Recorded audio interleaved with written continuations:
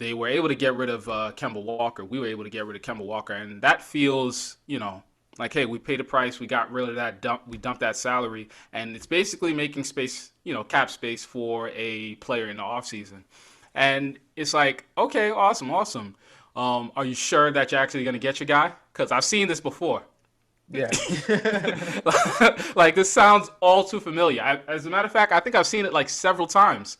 I was creating cap space for LeBron. I was creating cap space for Kevin Durant and Kyrie. I was creating cap space now for Jalen Brunson. That's our big fish of this offseason. So we're gonna throw a bag at him, and it's like, does Mark Cuban want a match or not? And that's pretty much what it's gonna come down to. So if we end up Let me put you on game.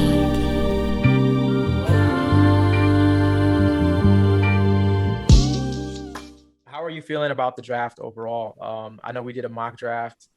We had to do our research in the weeks prior to the draft, so we're trying to get up to speed on who all of these guys are and who's mocked where. And we we were, like many experts, we were wrong because at the top of the draft things were shaking up, and there were so many picks and reaches and guys falling, and it was a crazy night, as the NBA draft always is. So how did you feel about the draft overall?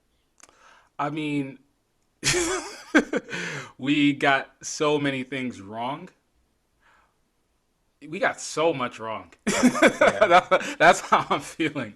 yeah, We had like solid inklings. I think overall we understood where the value range was for a lot of the guys. So, guys like Osman Dang, going to the Thunder. I feel like we kind of had that in the works a little bit. So I think we overall got that right conceptually. The Charlotte Hornets getting one of the two big men. They passed up on Jalen Duran and took what's his Mark face, Williams. Mark Yeah, Williams instead. The top three, we knew that they were all interchangeable and that they were all gonna go first. But yeah, they just teams. Sacramento, just threw a monkey wrench in everybody's plans and shifted the whole matrix and dynamic of the draft. So that was fascinating. yeah.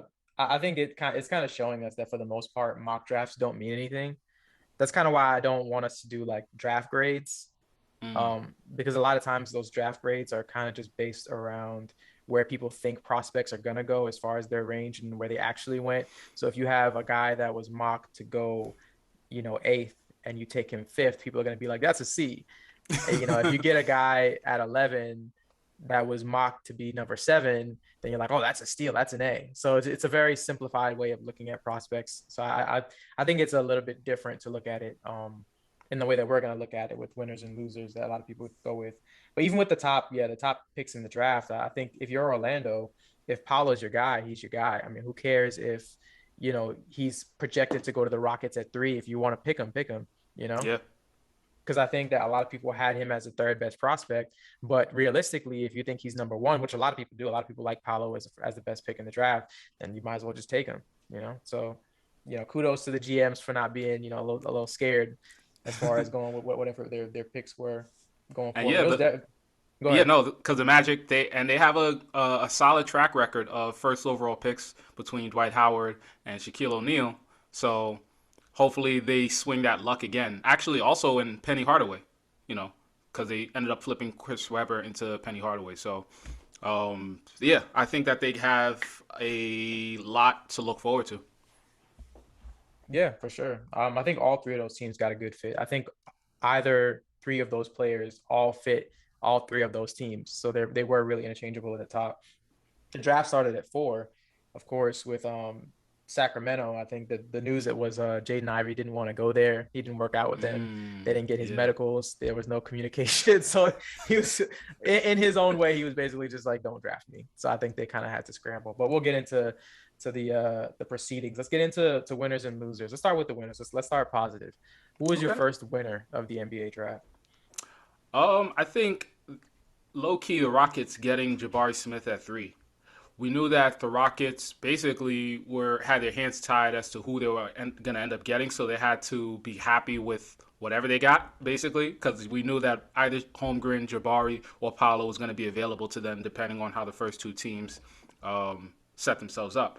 But I think that Smith landing to them at third is really great for guys like Jalen Green, Kevin Porter, uh, they're big that they already have on the roster. Alperen Şengün and that youth movement. They traded away Christian Wood, who's their only solid veteran, and so now they're going full young. I mean, be prepared to see a lot of bad basketball in Houston, but the rebuild is in full effect, and they have talent out the wazoo right now. And I think Jabari Smith, with the defensive edge that he provides at the four spot and the shooting and the off-ball nature of his game, he's going to make it a lot easier for guys like Jalen Green to create in space. And he has enough offensive kick that you can't ignore him either, and that you're going to want to set him up, in either pick and pops, off-ball stuff, screens, actions. And at the end of the day, nobody can block his shot. So it's going to be. I think he's a really good value pick, and he's one of those picks that we, like everybody says, kind of fits whatever mold you want in the NBA right now, as a guy that can stretch the floor and defend with upside for more. So I'm excited to see how they come out. And then also them getting a guy like Tari Eason, who's a more beefed up Jay Sean Tate, essentially, as another perimeter defender who's shown the ability to shoot. And also they got Ty Ty Washington at the end of the draft, at the end of the first round. So they really bolstered their backcourt a little bit, got somebody who's probably more of a lead guard in terms of distributing, as opposed to Kevin Porter, who's more of a scorer. So I think that the Rockets have built themselves up with a lot of assets and a lot of interesting young guys. For sure. They were gonna get whoever fell out of the top three. So I think they would have gotten a good fit. I think Paolo was the guy that was mocked to them, but yeah, I think Jabari is gonna end up being a good fit. I think if he can just improve his ability to score off the bounce, off the dribble, I think that's gonna be the change in his game. I think that's where he's gonna find the most growth. But I think starting out, he's already gonna be, arguably the best shooter on the team. So there's that, and there's also his defensive ability, like you said. So Jalen Green, I think he's up for a big year. He was really strong in the second half of the year after starting off and kind of sputtering a little bit. So year two is going to be huge for him. And I think Jabari is a really nice compliment. You don't always draft for fit, but the fit ended up being a nice fit as far as picking the best player available that also, fits your team. Yeah. But my one is going to be Detroit. I think they're a pretty common winner that people have labeled as someone that did well in the draft, and it's for good reason. I think they went from a team that seemed a little bit questionable as far as what they were doing, with Jeremy Grant still on the roster, who got traded to Portland, and Killian Hayes not really working out as a prospect thus far. But with Cade, they have something that they can build around, as far as he's a kind of player where you can pretty much put any kind of player around him and it'll work, because of how malleable he is. As far as he's going to get better off the ball, but on the ball right now, he's their lead initiator, and he's really, spearheading their offense. And he's also a guy who's not scared to compete on the defensive end, so he's very versatile. But you were able to pick up a guy like Jaden Ivey, who, while he needs to improve as a shooter, is, an all-time athletic talent as far as his ability to get to the rim, his first step, his ability to elevate and score at the rim. Like he's really going to be really exciting. I think he's going to fit really well alongside Cade. And then Jalen Duren, who's someone that I mocked going to the Spurs at 9, because I was a little bit higher on him after watching his tape. Like he's a freak athlete. He's one of the younger players in the draft because he reclassified. So I still think he has a lot of growing to do, despite the fact that he's like jacked. And I think he's only going to continue to build on that with, an NBA training regimen and program. But yeah, you have 3 guys now that, along with a guy like Sadiq Bey, and hopefully if Killian can, learn how to score, you have a core around Kate Cunningham that's going to end up, being really valuable.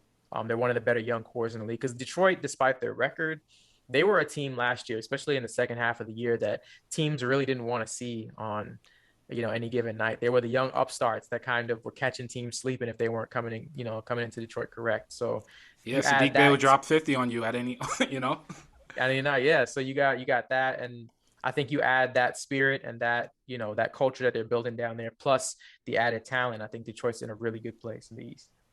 Yeah, no, definitely. The only question is if and when they put it together, because the raw talent is there.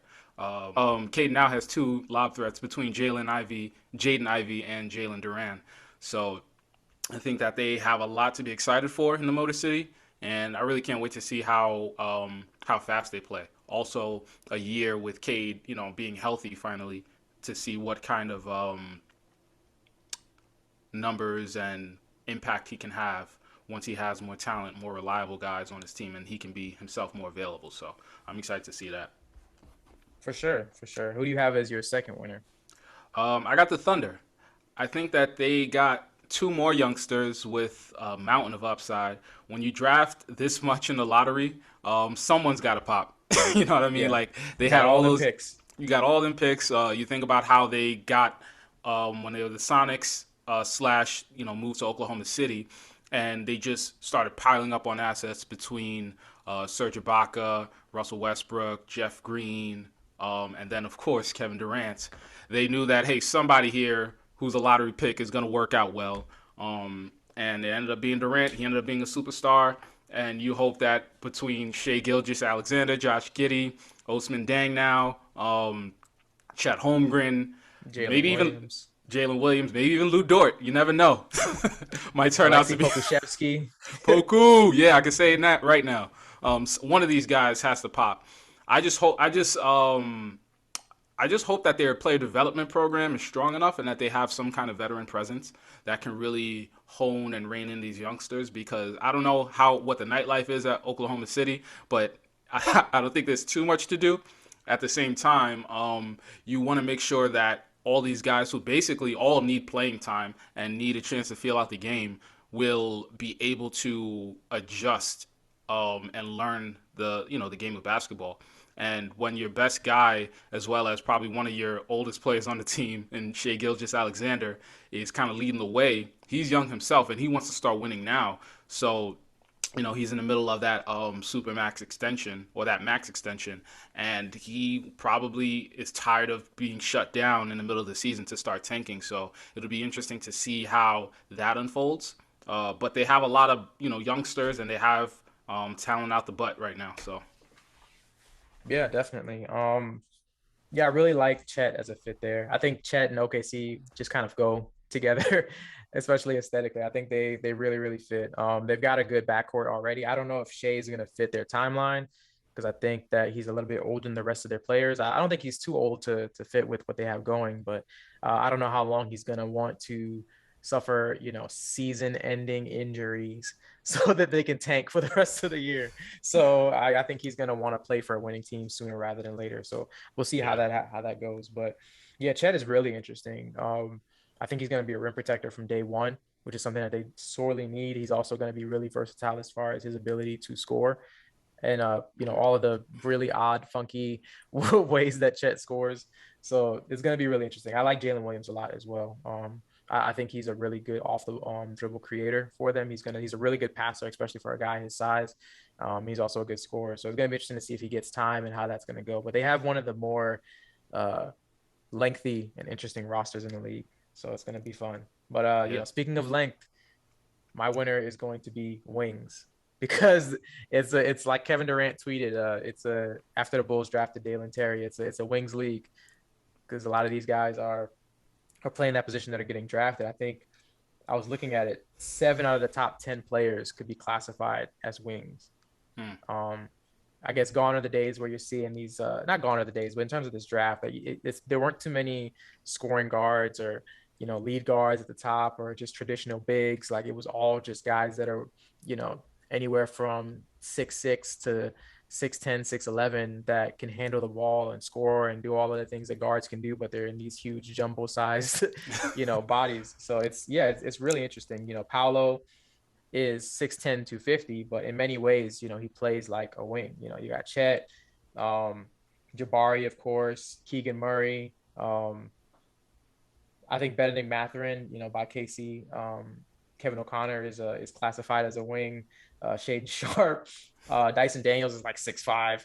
Uh, yeah, Jeremy Sohan, Dang, Jalen Williams, uh, Ochai from Kansas. Like it's just AJ Griffin, Tari Eason, Dalen Terry, Jake. Like that's just the top 20. Like there's just wing after wing after wing after wing. So it's yeah. just really interesting to see like where the league is going there because they want guys that are versatile. And then sometimes guards are too small to do certain things that you need them to do, and sometimes bigs are too big to do certain things that you need them to do. So you have these Mm. wings that are able to do things that guards and bigs are able to do, but they give you a elite level of versatility. So it's going to be interesting to see if this is a sign of where the NBA is going. Yeah, it's definitely the hashtag trend right now. That's kind of where things are going. Seeing how the finals unfolded with the one of the premier wings over the last decade in, um, sorry, Draymond Green, kind of leading and being a defensive anchor for the team. Once you have your lead guard and facilitator that can or just your lead facilitator rather on a team, um, you just need supporting pieces around them, and guys will figure it out because it's a small ball era now. Guys are going to run up and down the floor, and unless you have a Joel Embiid or Jokic, who see or I wouldn't even say an Anthony Davis, um, or Giannis, like one of those. Even Giannis used to be a wing, but like unless you have one of those elite big men who are increasingly rare to find, it's basically a lot more cost effective or easier to just find somebody who's smaller and can do a lot of the same things that they can do basically, and just Yeah. play up and down in that space. So, and it's interesting because a lot of teams, especially in the West, having to deal with Golden State are adjusting to this small ball dynamic and getting smaller at the 4 and the 5 spots with more shooters there in order to compete with them and to have a better chance of winning out there. Because you see a team like the Suns who see DeAndre Ayton as expendable. Even though, when he was drafted, everybody was like, this guy's clearly the number one overall pick and somebody that you could run your offense through. So it's really fascinating how the dynamic of the NBA has changed, and all these guys who in the past probably would have been tweeners are now highly sought after. And as long as they Yeah. can dribble and have some kind of crossover and aren't, don't have two left feet, guys are going to look at them with a lot of fondness. So, Yeah, for sure. That's our winners though. Let's get into the negativity on the podcast. Let's talk about the losers. I know you have a loser that's really, really close to your heart. So go ahead and release some of that pain real quick. okay, so I don't want to get too high or too low, but I will say that I was so confused. Like the many people that were watching the draft live, I couldn't figure out what was going on. I remember, the Knicks saying that they wanted Jaden Ivey. I guess we couldn't put together a good enough package to get Sacramento to maybe pass on drafting Keegan Murray. But nevertheless, we didn't get him at 4, so fine. But then to trade out of the 11th pick and to not get anybody in this draft where I thought that they could have definitely gotten somebody like a Jalen Duren or like a Mark Williams who could have replaced Mitchell Robinson in free agency. Fine, you want to keep the player that you already know is good. Okay, but to do all that and to get 3 draft picks that are all conditional. Every single one of the draft picks that we got in the trades are conditional. Mhm. And so there's a chance that we might not get any of them. And knowing our luck, we might get one of those picks because they all have protection rights and all that stuff on it. They were able to get rid of Kemba Walker. We were able to get rid of Kemba Walker. And that feels, like, hey, we paid a price. We got rid of that dump. We dumped that salary. And it's basically making space, cap space for a player in the offseason. And it's like, okay, awesome. Are you sure that you're actually going to get your guy? Because I've seen this before. Yeah. Like this sounds all too familiar. As a matter of fact, I think I've seen it like several times. I was creating cap space for LeBron. I was creating cap space for Kevin Durant and Kyrie. I was creating cap space now for Jalen Brunson. That's our big fish of this offseason. So we're gonna throw a bag at him, and it's like, does Mark Cuban win a match or not? And that's pretty much what it's gonna come down to. So if we end up not swinging and missing, we're not building like it's so risky because it's like we've definitely made the decision that we're building for right now. We're done. We're not trying to have an experiment with the youth movement, and we want to get players that can start now, and we want to invest in the veteran. Fine. Are you actually able to get that veteran lead guard? And if not, where's it going to put the franchise for the next few years?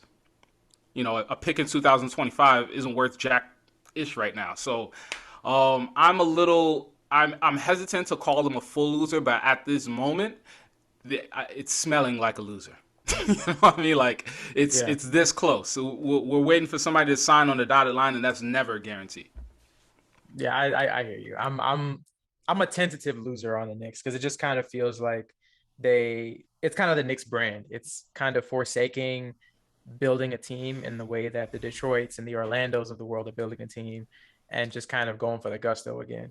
So if you think that Jalen Brunson is a guy that's gonna be your lead guard and someone that's worth, throwing the bag at, then sure. I don't know if they have any dreams of like Kyrie Irving we'll talk about a little bit later. But yeah, I'm not sure what the Knicks plan is here, but it is a tentative loser grade because we have to see what they're going to do in the next like 2 to 3 weeks, and then that will kind of determine like how we feel about it. But if you do acquire Jalen Brunson, like, what's your ceiling as a team next year? Because you still have Julius Randle on the roster, and that doesn't really seem to be going all that well.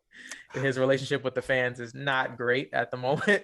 He doesn't No, appear to want to be a Knick right now. I don't know if that's going to change. So, and then I think RJ's really good, but the roster around that is really uninspiring. So, yeah, you have to look at that and see if that's going to be the case. But yeah, I the I, Knicks I are I got hope. I have hope because that's something that nice. my one silver lining of thought is that during our miraculous season, basically, because that's what it was at this point 2 years ago, post bubble. Julius had the season of a lifetime, but he also had a consistent point guard facilitating the offense for him and the team. And I think that once we You lost, talking about D Rose? yeah, between D Rose and underratedly enough, what's his name? The kid who had the crazy hair. That, oh my god, I cannot believe I can't remember his name at the moment. I know you're thinking of. I can't Yeah, remember his name either right now. It's he was early. yeah, he was yeah, cuz and he ended up going to Phoenix and being a backup to the backup, and so he didn't get a lot of burn. But him actually being there kind of initiated the offense, and although he couldn't shoot Jack for anything, that took the pressure off of Julius Randle, and he didn't have to do everything all the time. He could just focus on his game. So I think having a lead guard, having somebody who has legitimate point guard skills and can set the offense up correctly in a Jalen Brunson, I think will go a long way in repairing the Julius Randle brand. And so I have some cautious optimism there, but that's if we get Jalen Brunson, and we don't know if we're gonna get him. And if we don't get him, who are we gonna get? Tyus Jones? Like, I'm gonna throw a bag at another backup point guard. It's we're in a really precarious position if we don't get the guy that we're looking for. Then it's like, what is all this hoopla for cap space about? But all right, I'm done. I'm done. No one It's next gonna talk. it's gonna, Alfred Payton. Alfred Payton, yes. There you go. I don't. I saw his face so clearly in my mind, but his name wasn't coming to me. But yeah, Yeah, there you go, Alfred Payton. But yeah. yeah, I hear you. My loser is also gonna be the Sacramento Kings. Mm. I don't mind Keegan Murray at that pick because I don't want to get into the whole thing where I talked about earlier, like, oh, he was mocked at 6 and you picked him at 4. Like, what a travesty. Like, it's fine. But like, if I think it came out later after the draft that a lot of teams wanted Jaden Ivey. So if you knew Keegan Murray was your guy, you probably could have traded back a little to get him while all still acquiring assets, for that number 4 pick. But you just kind of straight up took him. And if this were any other team, they might not be a loser, but this is Sacramento. So it's like they're coming in with us already assuming that they're dumb.